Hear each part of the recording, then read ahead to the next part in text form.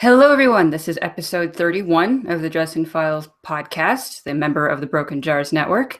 And funny enough, it's like 31 episode number is also the 31st of October, sort of. So we're doing Halloween again, a 2016 version, because we did it last year too.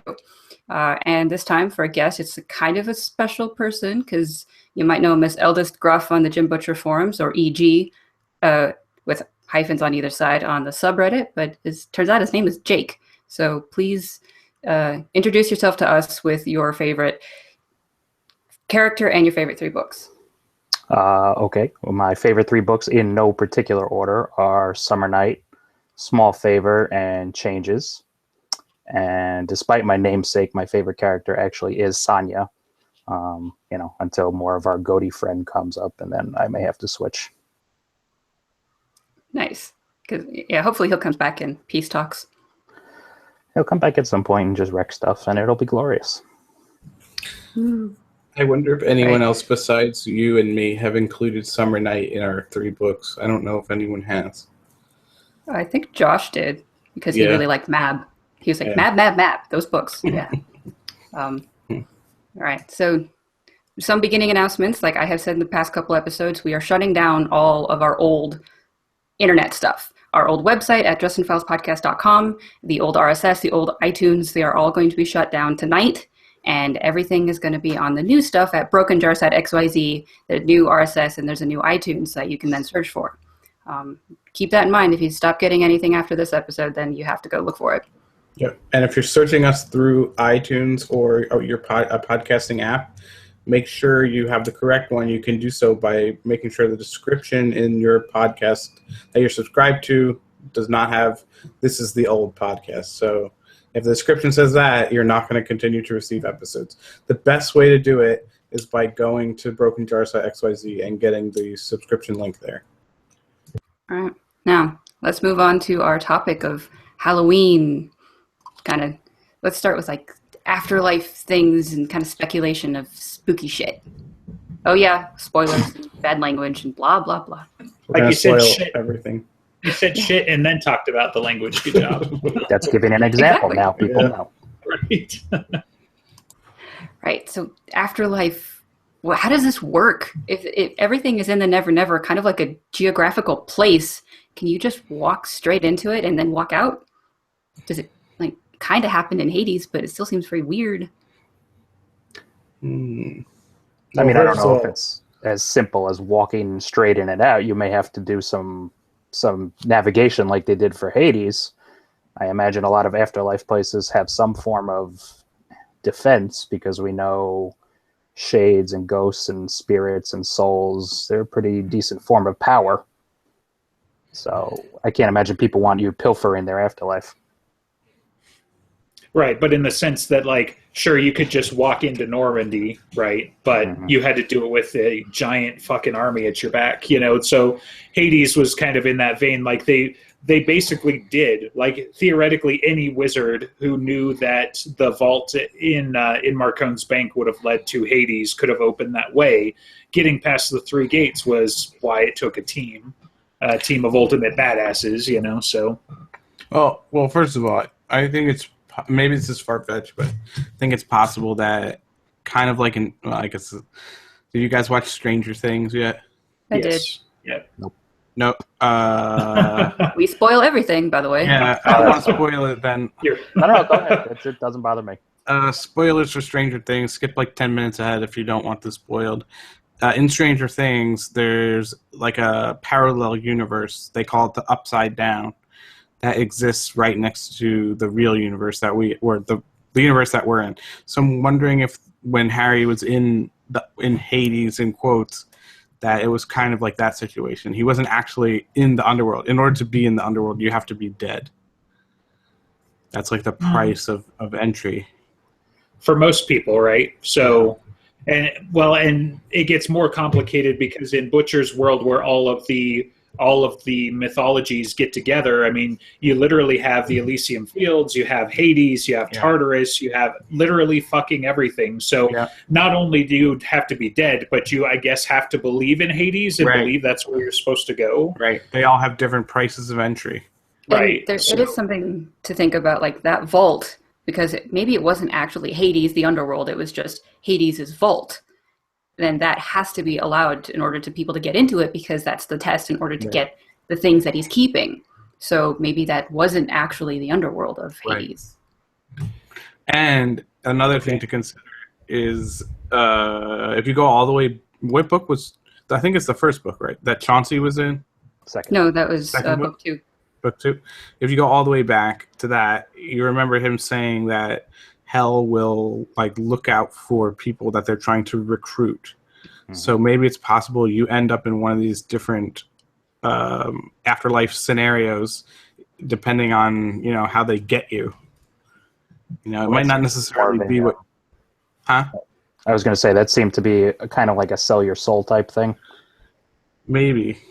I don't know. Yeah. Right. Well, so yeah. It seems like there's multiple different paths, but for example, like Alex, probably you're not going to wind up in Hades, of all places. You probably have a different thing. Part of it is knowledge of said place, right? Like there are other hells that we don't even fully understand. Like I don't know what they call it in the Hindu religion, if there is such a place or anything like that. So I'm probably not going to accidentally wind up sorted there or however you get there. But yeah, I mean, a combination of things you did in hell's case, even in Chauncey's case, right? You can wind up in that hell because you sold your soul or because of XYZ. So that's going to be different than Hades in theory. That's one of the kind of more confusing parts about the metaphysicalness of the Never Never and everything like that. But from Dresden's perspective, one of the things I was going to bring up, we kind of brought up last show, was like, theoretically, you can just walk there if you knew the path. Theoretically, heaven is someplace, even if it's tucked into a corner of the Never Never. Maybe it's on the outside of it because fairy is what touches our realm.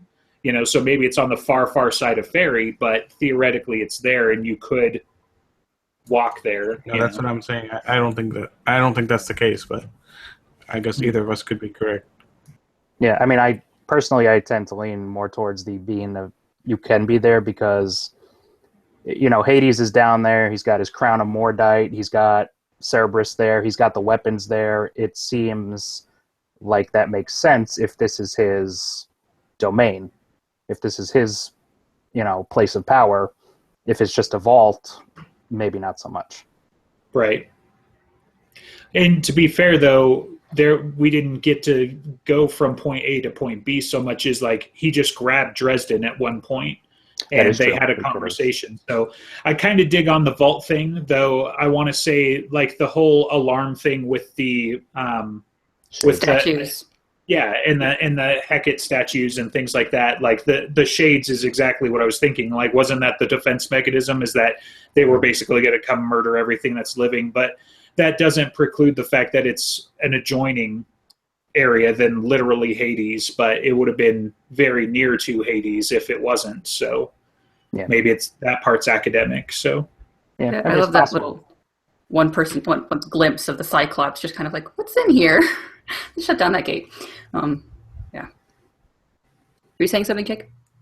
No. I was just saying it's possible. It just seemed like a little bit of a needless compartmentalization on Hades' part, if that was the case. Right. It's interesting to think of like the various underworlds or afterlives and anything like that, and also trying to think of ghosts or souls. Like Hades says that he has brunch with Socrates once in a while. And is Socrates there because he believed that he would have an afterlife? So if you don't believe in afterlife, you just won't have one? Or can you like get a shade from Elysium or something to come out and be a ghost in the real world in various ways? Why did Dresden go to the in-between that's worked with Uriel versus going anywhere else? Yeah, I mean, some of that is the supernatural critters can cheat. It's kind of like, in some ways you barge in and in some ways you're invited, and the test, the whole thing with Skin Game is that was sort of set up. And so, Hades basically established a link to Marcone's vault. It wasn't just like you could go to any fucking vault, any mobster's vault in the world and get into Hades. that was sort of set up, and that's kind of the implication towards the end of the book when he meets up with Mab and Marconigan, is that the three of them were kind of in cahoots and set that up. So some of it, I think, I don't know, the more I think about it, it's like all of the answers are right, which is part of what's a pain in the ass with having all of these different mythos, right? Like, you know, if you personally identify as a Viking or whatever, do you come back as an Einherjar or something like that? Do you go to to the halls of Valhalla? Because, you know, there's a lot of foreshadowing and a lot of overlap, for example, with Murphy, in that she might be some kind of Valkyrie, even though she's not, and she's clearly just a human. But she and the Viking Norse guys get along in a lot of ways. Like, Gard likes her, the Einherjar like her, you know, everything like that. So maybe when she dies, she goes to Valhalla, even though she's Catholic, and, you know, she should go to heaven. Like, how would that work? So that could be interesting. Yeah, it's also kind of a nitpicky question, but like, say you get baptized in one religion and then you convert, you're still baptized, so you still count, right? And therefore you might have like this weird uncertainty as to where you go. We don't know yet how that works, but that might be where the element of choice comes in, at least to some degree. I mean, if you follow, like for me, for example, when I was born, I was first given a bris, which is the first rite of the Jewish religion. But I've had a baptism, a confirmation, a communion. I've had all that and nothing else would. So I followed a more Catholic lifestyle.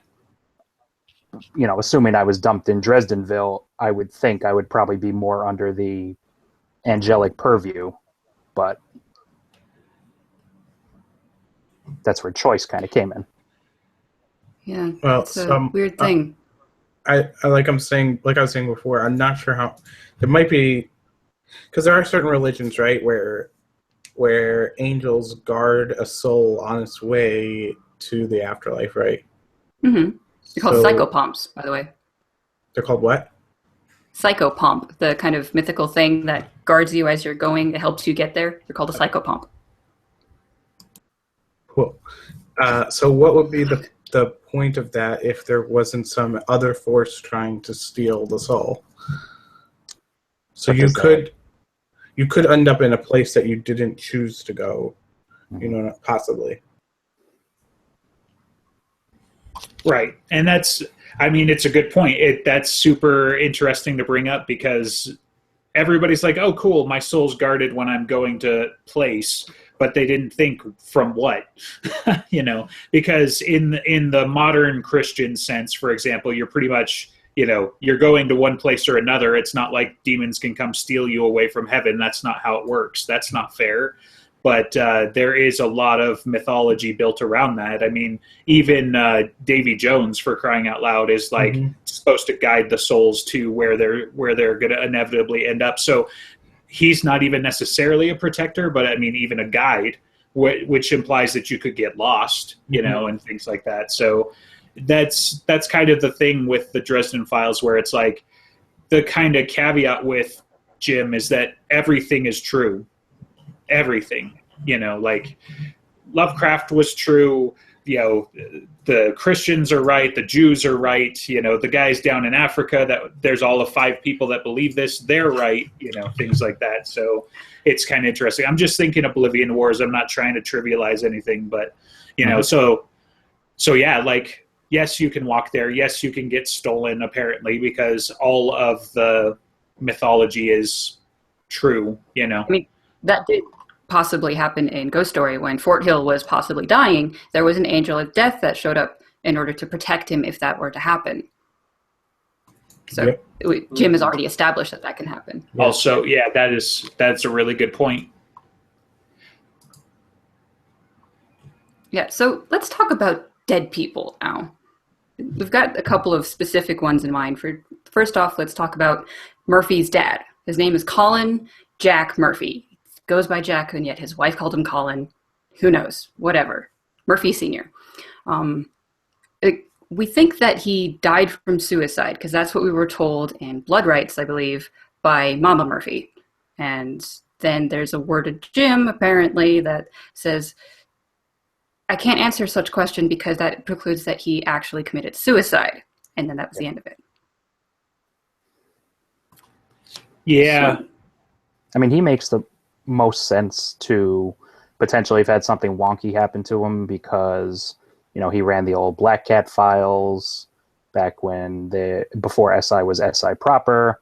I'm sure he ran into, even if it wasn't something huge like MAB, I'm sure he's run into his fair share of bad guys and bad guys of the supernatural and people he could have made enemies or things he could have found out on the fringe.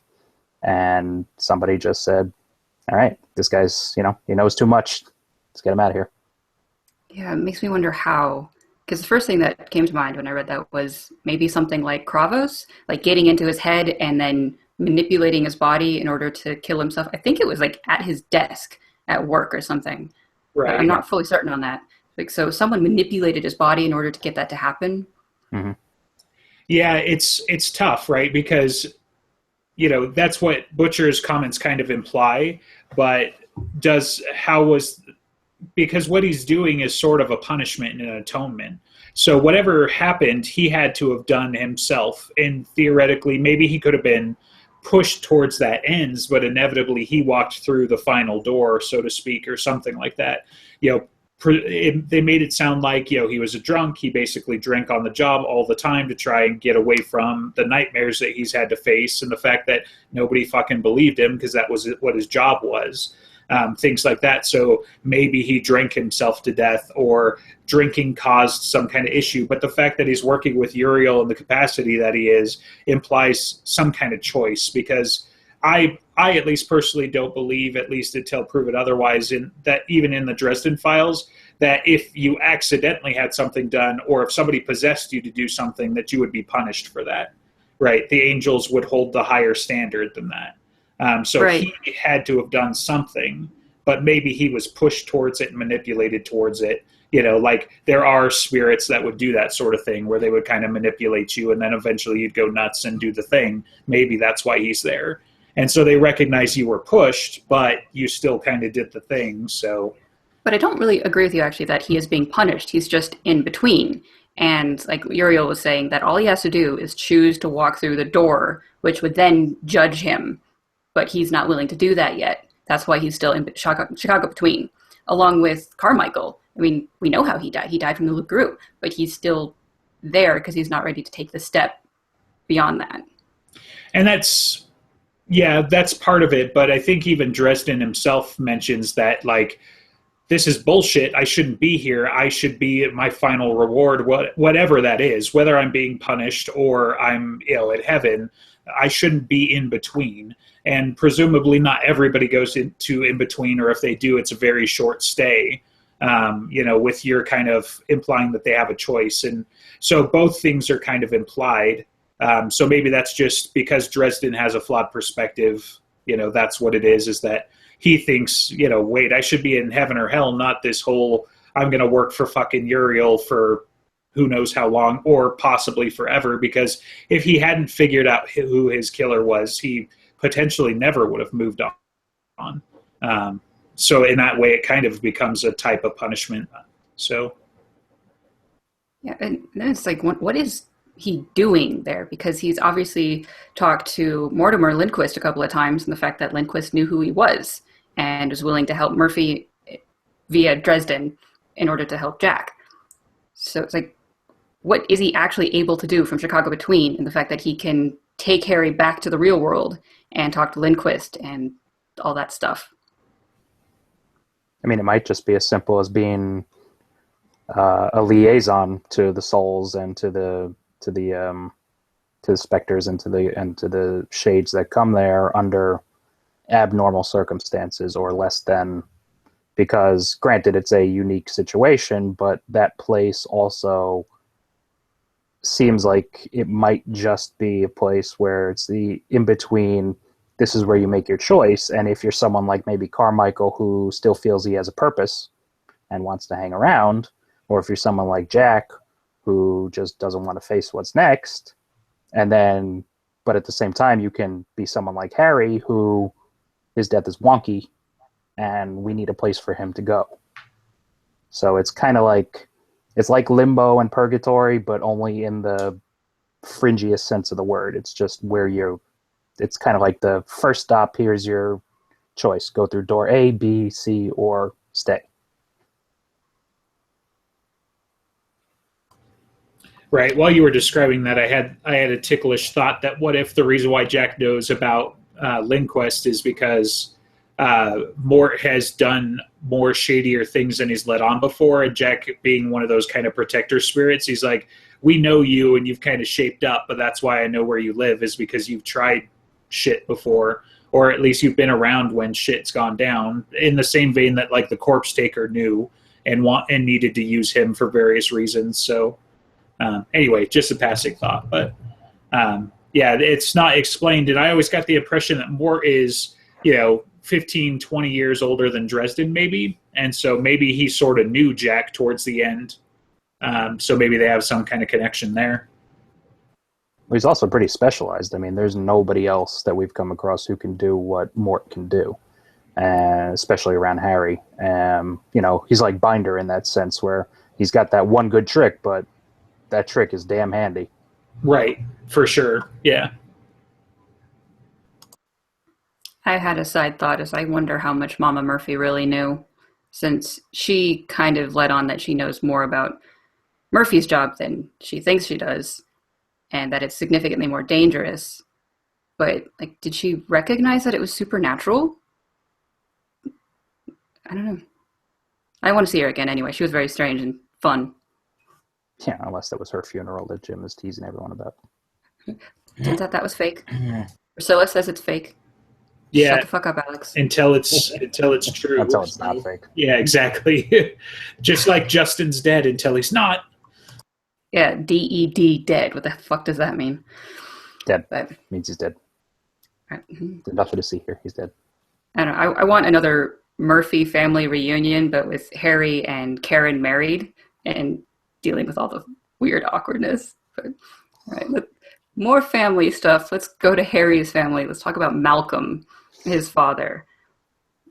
We think he died from an aneurysm when Harry was about 6, but we don't really know it, and we've had multiple hints that it was something much more nefarious. What do you guys think it was? This one is tricky because in a lot of ways he seems like an even better candidate than Jack because of all the things we now know about Harry's past and his supposed future and what he's maybe destined to be and all the players that could or could not have known about him. So in a lot of ways, the speculation on him could be almost endless. It could have been Justin. It could have been Leia. It could have been Mab herself. It could have been Wraith. It just like Malcolm could have had 50 different enemies he knew nothing about just by dint of being Harry's dad. Right. There's definitely a lot of that. I mean, we could go down the rabbit hole. Some of those guys are going to get excluded because they talk about how the High She can't kill mortals without having some kind of power over them. And as near as we can tell, the only place that Malcolm touched the supernatural was Maggie, was Margaret, sorry, more appropriately. But what I was trying to find earlier pre to the show is that I'm pretty sure this is another one where word of Jim is basically that he just died of natural causes, like some kind of brain aneurysm or something like that. And so, it's one of those, like the joke with Justin, where it's like, these are two of the hard lines that Butcher has drawn, where it's like, look, these guys are dead. They died of natural causes or whatever. They're just gone. Stop bringing it up. And it's either, it's the linchpin, and that shit really is going to come up because rule number 1 is Jim Butcher lies, right? Like every fairy. Or it really fucking doesn't mean anything. And, the reason why he's involved with Uriel and everybody is because they're so involved in Dresden and we're going to bring Dad. So the question is, why Dad and not Mom, though? So if that's all it is because you're Dresden's parent, then how come she's not around to do the same kind of thing? How come it isn't like a Harry Potter, both of your parents showed up in the mirror type of thing, only your dad has ever shown up? And, that one might just be Jim Butcher. Like, I can't fucking have mom there. She knows too much, you know? So same reason why Mouse doesn't talk is because he knows too much. But, I mean, so Justin is dead. So what? Because we have dead people walking around. I mean, you mean like undead people, or like we have ghosts, we have zombies. There are various ways of getting dead people back. So it doesn't matter if he's just dead. Is he like obliterated in some way? It's been what, 15, 20 years. Like, if he was going to come back, he'd be back by now. No, that's what 25 leads years. to all the Justin is Cowl theories, I think. Right. Yeah. Right. And I mean, that's a thing, but that implies, like, usually that's when those answers come up that he's dead, DED dead, right? Is that when they're like, is he Cowl? And he's like, he's dead. And it's not, I think he goes on, like, he's dead. He's not undead. He's not re-dead. He's not whatever. He's fucking dead. Like, he's dead. So, and like I've said before, I'm one of those fans where I just get in the roller coaster and I put on the straps and I'm in. So if Jim says it's a thing, then whatever. So you're not going to get a whole lot of help from me in speculation. Like, I'm there with you. Like, in the Dresden Files universe, like, for all we know, he could just walk out of the Never Never, because theoretically you can walk in, so spirits can walk out. We've seen it in Grave Peril, but, you know, I think he's done. And I think, like, unless we start going biblical apocalyptical with the whole big apocalyptic trilogy where, like, the gates of hell break open and the gates of the outside break open at the same time, I don't think we're going to see him again, you know, or at least not in a meaningful way. So, I mean, that would be okay with me, because personally, I think in order for all the stuff that happens with life and death to work, some people need to just be dead. Right. Yeah, otherwise, it has no meaning. Well, we'll get back to that, I think, later. But going on to something else that you said, Justin, was like, why Malcolm and not Margaret in Deadbeat? Probably definitely, it's just because she knows too much.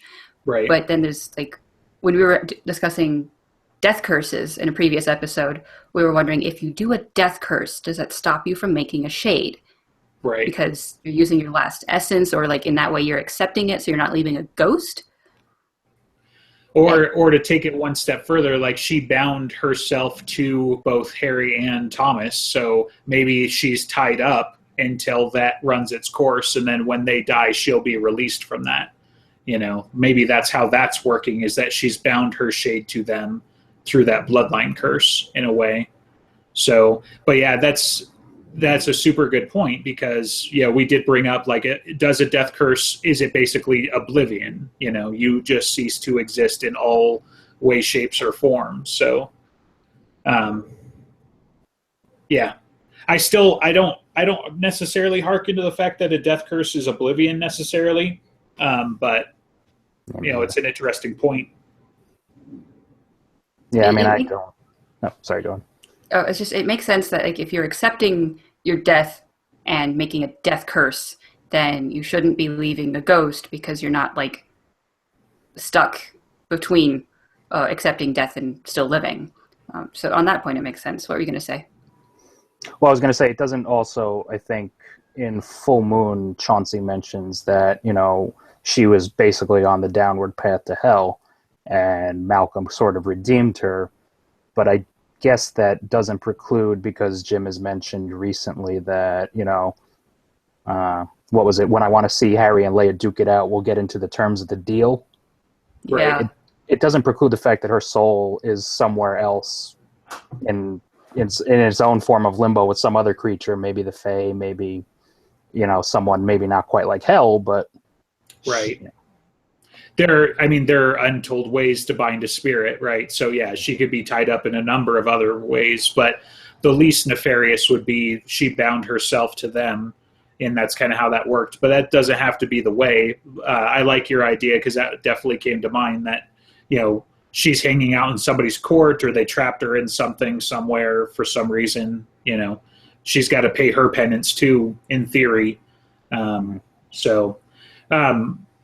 Director, one of the things I was going to bring up that you were mentioning is, like, did she leave a ghost and that sort of thing? The problem with that is that it's almost universal in mythology that ghosts are special circumstances, so not everybody necessarily leaves a ghost.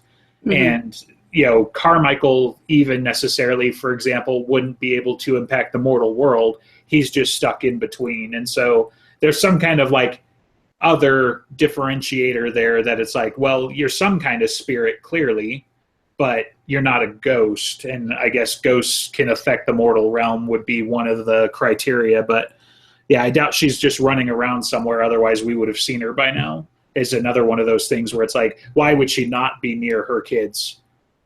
So. Yeah, I like what you said. Like, she's, whatever remains of her is tied up between Harry and Thomas. And like, especially with what she put in their soul gaze, that like right. that's probably like the last of her, because everything got used up. But like, just the whole Justin thing. So what if he's dead? If there's an afterlife and he's out there, I can probably go get him. Right. Sorta. Right, and that's definitely a true statement.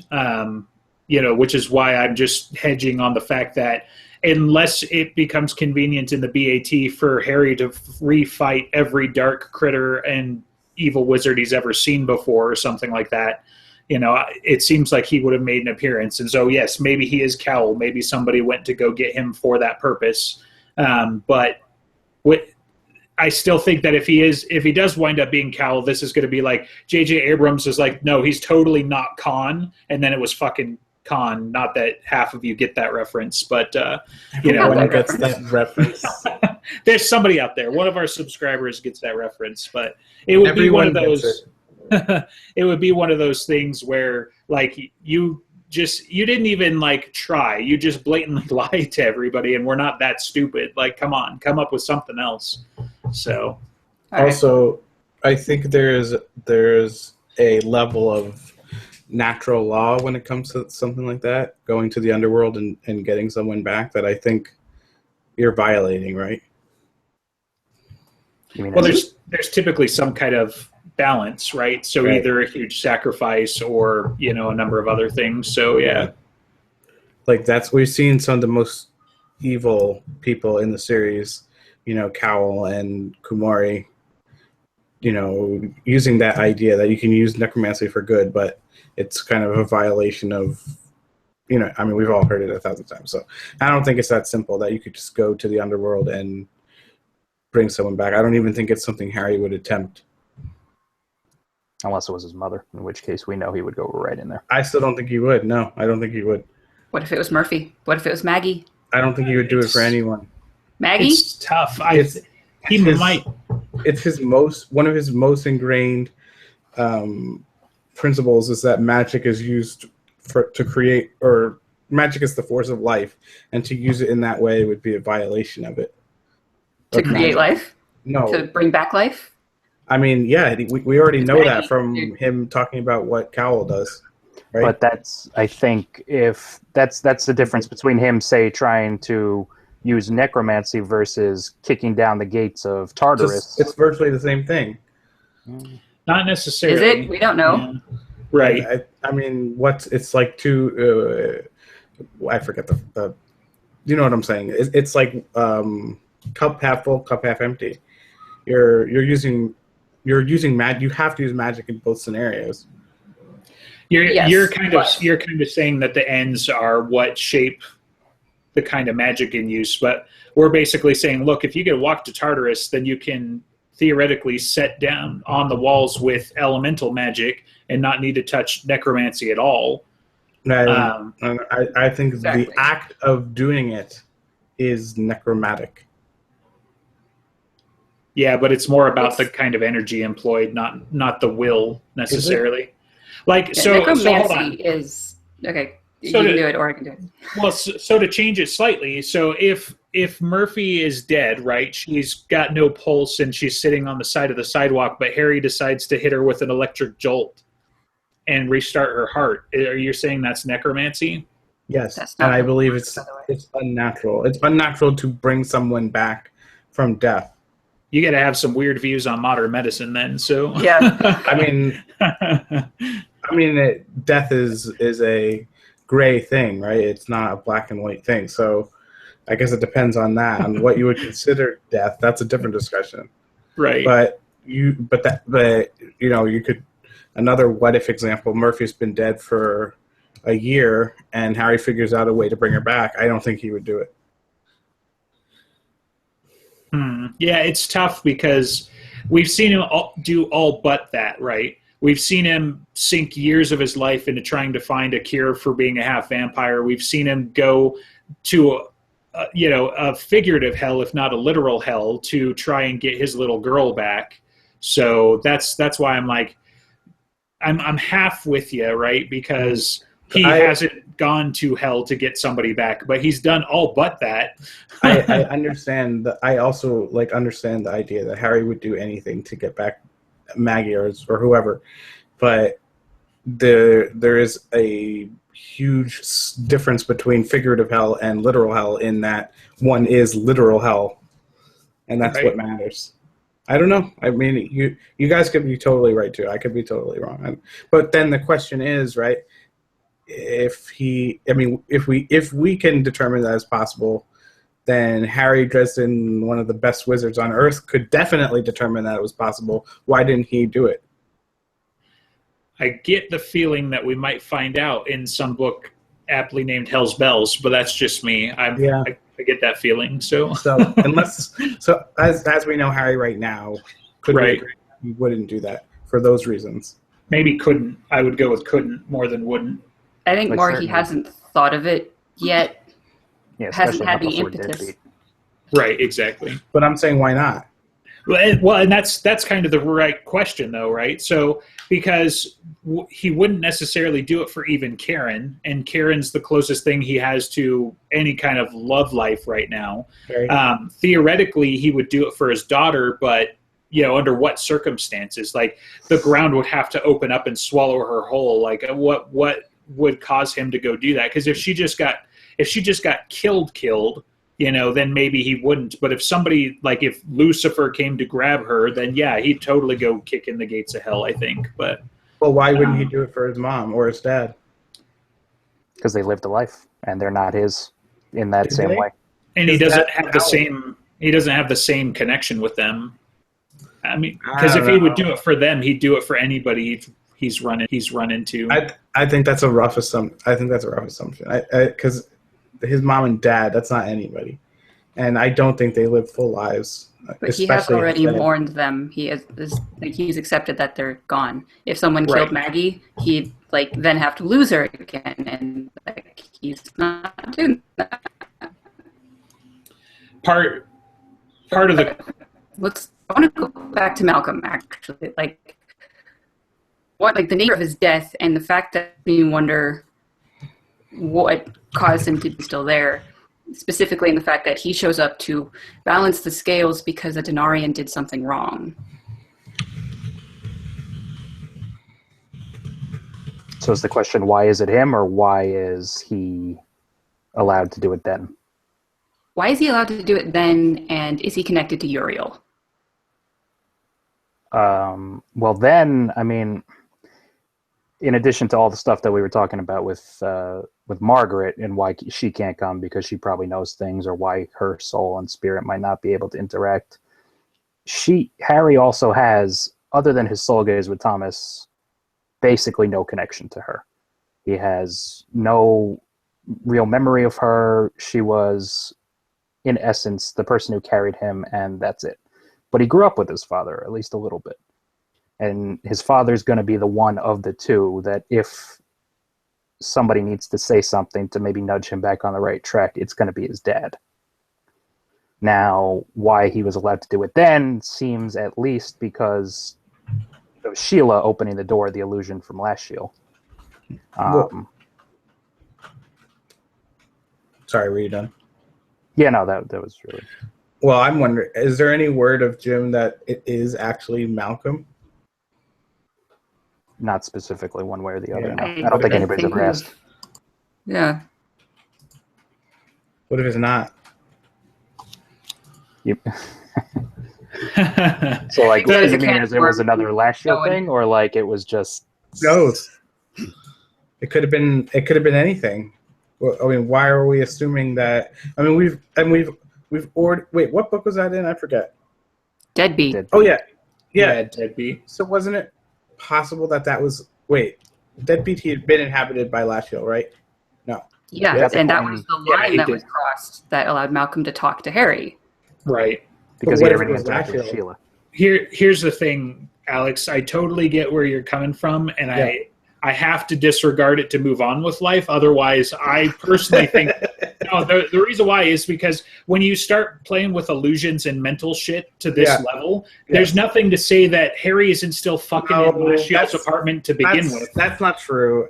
But it doesn't have to be Malcolm. So tell me why one's true and the other one's not. Because that was right at the beginning of when Harry was learning that he had to deal with that kind of situation. So this is pre. But you're not saying this is not all a daydream and Harry's not just stuck in his own mind still? I mean, no, I don't think so. But I think there is definitely a lot of. It's like when someone commits or you think someone commit a murder because the motive is there, right? Or the means and the motive. Well, I mean, with Malcolm though, what motive is it to build Harry back up and to get him back in the fight? Because that's kind of what Malcolm did. Is he kind of stopped Harry from sinking into despair? Okay. It seemed very much that he's building Harry back up, getting him back into feeling like you are a good person, stick to the good ideas, and it'll work, which is very good counter to Sheila, which is trying to subvert him, which is why I think that it's connected to Uriel, that's trying to counteract Sheila in various ways, but why is Malcolm connected to Uriel? Well, all right. I don't think it was an illusion because I don't think Uriel can lie like that. No, he couldn't have done it directly. Right. Yeah. I mean, I think the motive, if you take it outside of the story, right? When has anything that amazing happened to Harry in the books? Where he actually got to talk to his dad. That's probably the most amazing thing that's happened to him. He got to talk to his mom in Blood Rights. Not really. And it wasn't the same as this. I don't think it was the same as this. This was like a full conversation with his spirit dad, who apparently is somewhere in some afterlife. I honestly don't think that situation is comparable, and I don't think there's ever been anything like this that's happened to Harry. I think those situations are totally comparable. That was a soul gaze too. He will remember that forever. The thing with his dad is a dream, essentially. He may remember it fondly, but he's going to remember his mom a lot more clearly. It's like comparing a videotape with a Skype call. How can you compare? Well, because I remember some old VHS tapes that I had a lot better than I do these Skype calls. But would you rather have a Skype call with your dead parent or watch a videotape of them? It depends on what the memory gives me. But okay, there's still a video conversation with a parent. This is stupid. Let's move on. I don't think it's stupid. I think it's a really good, why would you, I don't know. Well, I guess then the next logical question is, who are the candidates? Because we know Uriel can't do it himself. We know the Fae are probably not going to do that necessarily to be altruistic for him. Right. So who do we have left that's going to... I think it was Lashiel. For some reason. Maybe fucking with him or just something. She's kind of subverting her own cause, isn't she? Yeah, make an illusion in order to get him back on being a good person when she's trying to subvert him. Maybe she thought it would be easier to take it to make him take the coin. Yeah, right. I don't know. I can't shake the idea that Malcolm is connected to Uriel or Jack Colin in various ways, whatever his name is. And especially, he's mentioned in Ghost Story twice, technically. Once as just he has a few vague memories of his father, but if he's in a ghost form during that time, as we saw with memories flashback when he was 16, those memories can come back very crystallized clear because they're not just stored in him. But why didn't those memories of his father come back crystal clear, but they're he still thinks of them as very vague, which I got into kind of the deep rabbit hole on the subreddit with Darth Beak thinking that something is hiding those memories of his father to him.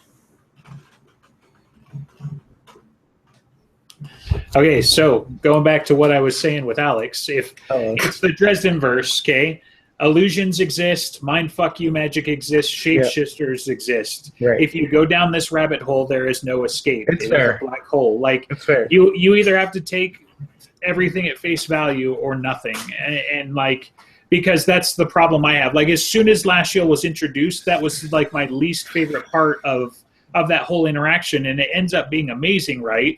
But as soon as the apartment reveal happens, it's like, well, how do you fucking know it's revealed now? Why wasn't there 2 layers of fuck you? I don't know. You know, that's the problem with me, is that I will never stop rationalizing how somebody's fucking with his brain if I entertain these thoughts. And I'm taking it in the context of that book and like the next book or two. That was just part of the story. Harry learned how to guard his thoughts and, you know, see through those illusions. So I don't know. I think that's the answer to the question you're asking. Well, you know who you turn into if you entertain these thoughts? You turn into Sonya. You're literally you're either the Knight of the Cross or you're fucking dude tilting against windmills, right? You're either I could be crazy, but I'm pretty sure that's an evil demon over there, so I'm gonna go slay it now. Yeah. So, like, you're either Don Quixote or you're Sonya. Like, those are your options, and that's why I think I refuse to go down that path. You know, like, yes, Sonya, you're right. Michael may not be an angel, he may be an alien, but I think you're splitting hairs at that point. You know.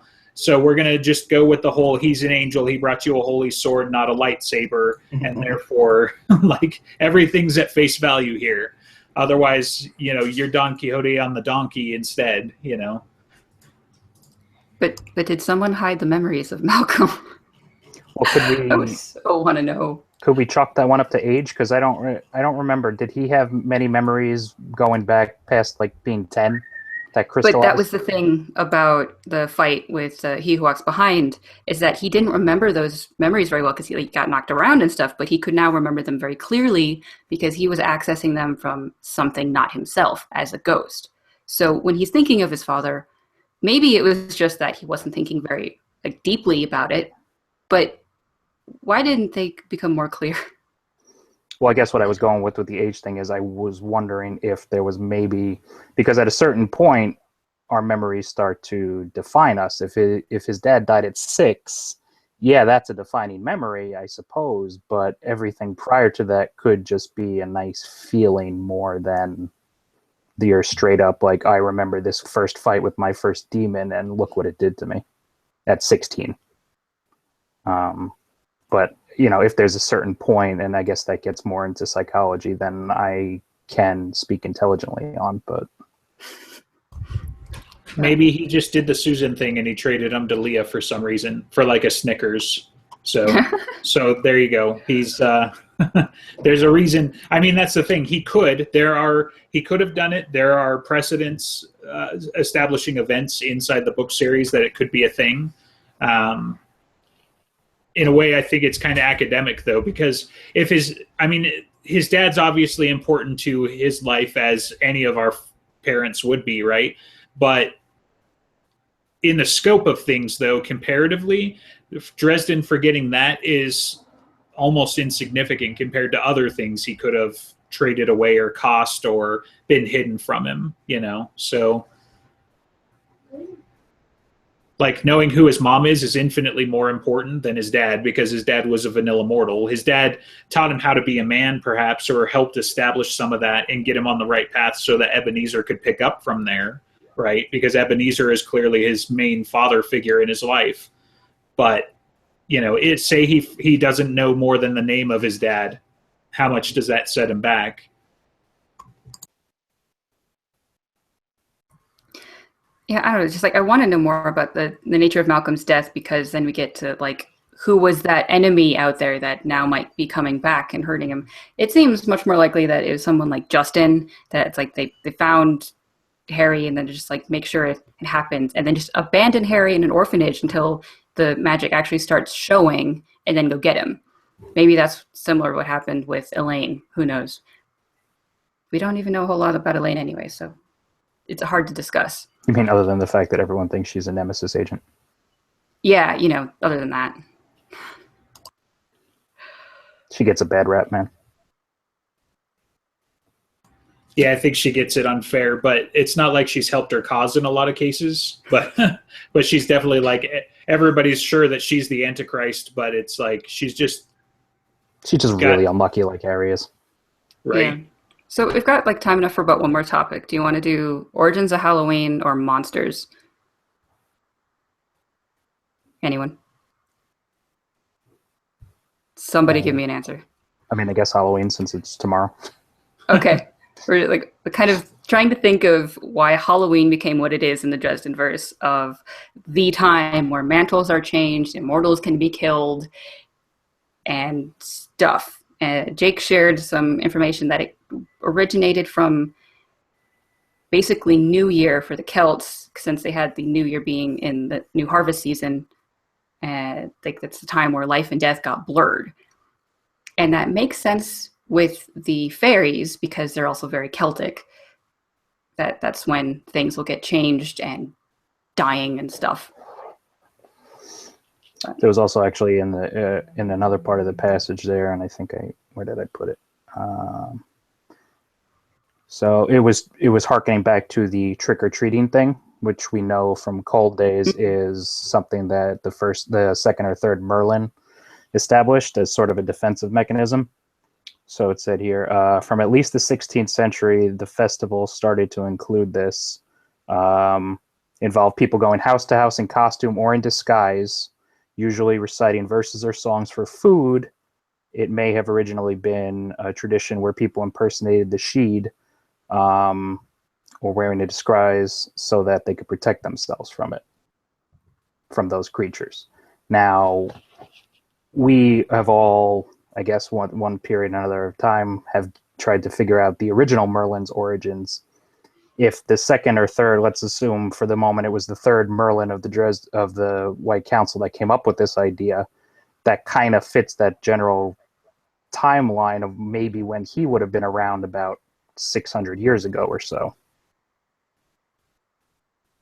Yeah, that's actually a really nice tie-in terms of timeline.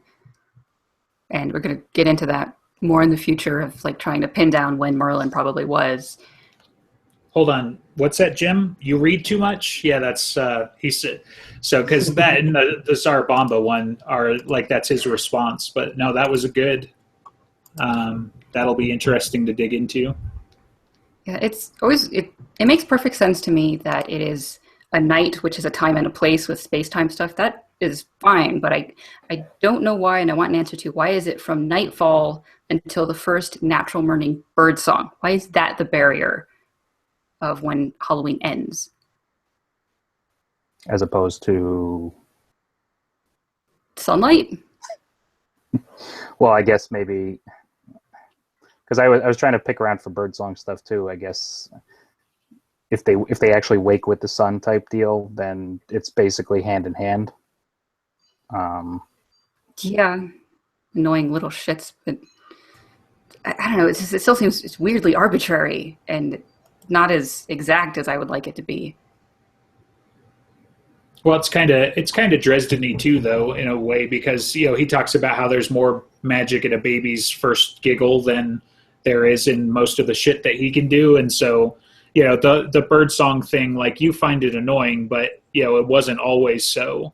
And I mean, shit, I had a tree outside of my bedroom. I know how fucking annoying it is to wake up with the birds at 5 a.m. But I think the dawn and the birdsong thing is close enough. They may be the same thing. They just associated the birds over the sunlight. I don't know. It's it'd be interesting. You know what? I've got a coworker I could probably ask, see what she knows. So.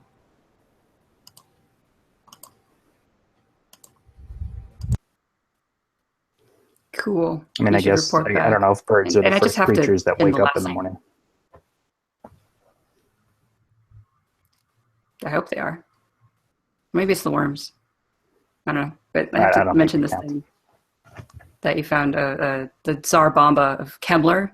Like thinking like what actually killed Kemmler, and the fact that the first Tsar Bomba was detonated on 10/30 of 1964, which would be today. It's like, is that a cover-up for how they killed him? That's so cool. Right. Like your choices are it either was a cover-up or it was the literal thing that killed him, in the same way that they got rid of the Nagloshi or that Morgan got rid of the Nagloshi. But how the F would you have bound him there? Or did you put all the wardens out there and then they all dipped into the Never Never right as it went off. I mean, like, the fact that his answer is you read too much instead of I'm not going to tell you, or a number of other things he could have said, means that you probably hit the nail on the head. But, like, I can't even fathom. So, yeah, I have to imagine he'll write that somewhere or has written that somewhere, and maybe we'll find out someday. But either answer is equally horrifying, I think, and interesting in that regard. Weird, cool thing, and I hope that we get an answer soon about how Kemmler actually did die. If he's DED dead, or maybe he can come back, or whatever. Spooky, scary shit. I don't think they fucked it up the second time. So. We're at the end of the episode. Let's plug all of our stuff. Broken Jars. Check out podcasts. Got Blue Entertainment. What's the... Yeah, he's totally awake and listening in this episode. Great Scott podcast about The Office. Don't Go Alone. Wait. Dangerous to Go Alone. Dangerous to Go Alone. Thank you. High Fantasy for Literature. And then we've also got the Shylock stuff. It's still up there, even if it's... Yeah, Shylock's Gaming Podcast, the older episodes. I might be recording a one-off podcast with Elise, friend of Broken, or I guess she's technically Broken Jars member still, about Steven Universe. That might be coming up soon. Yeah, and Andreas, even though he's not here, he has this streaming of Lord Batty on Twitch. Last announcements of like, we're shutting down the old stuff, get onto the new stuff, and we also now have a Facebook page run by Justin. So if anything goes wrong, yell at him, not by me. I just do what she tells me, so it's not my fault. Yeah, I fucking hate Facebook, so it's his fault now. And if for any reason you find you're not getting the episodes anymore, tweet us, email us, or get at us on Reddit, and we'll fix it for you. Yep. All right. Jake, do you have anything to plug? No. Okay. I don't have anything interesting going on. I'm just going to go back into my hovel and start archiving again. All right. This is episode. So say bye, everyone. Bye, everyone. Bye. Peace.